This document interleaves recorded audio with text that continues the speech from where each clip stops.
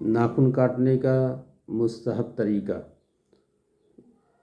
नाखून काटने की तरतीब ये है और मुस्तहब ये है कि दाएं हाथ की शहारत वाली उंगली से शुरू करें, यानी जो कलमे वाली अंगुली बोली जाती है, ये कलमे वाली अंगुली से शुरू करें। उसके बाद ये बीच वाली, फिर छोटी वाली अंगूठे को अभी बाकी रखें, इसे अभी ना काटें। फिर बाएं हाथ की छोटी उंगली से शुरू करें, अंगूठे तक काटें।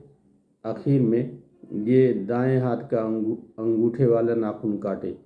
और पाँव वाले अंगुली के नाखून काटने का तरीका यह है कि दाहिने पाँव की छोटी उंगली से शुरू करके बाएं पाँव की छोटी अंगुली पर ख़त्म करें। ये मुस्तहब तरीका है जो किताबों में मज़कूर है।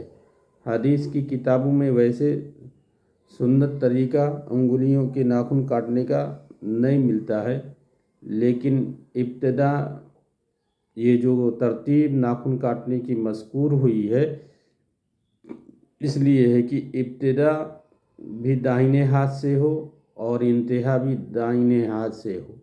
तो ये मुस्तहब तरीका है कि शहादत वाली उंगली से शुरू करें, छोटी उंगली तक जाए और फिर बाएं हाथ की छोटी उंगली से शुरू करें, अंगूठे तक काटे।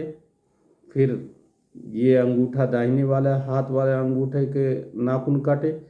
फिर उसके बाद दाहिने पाँव की छोटी उंगली से शुरू करके बाएं पाँव की छोटी उंगली पर ख़त्म करें। ये मुस्तहब तरीका है नाखून काटने का।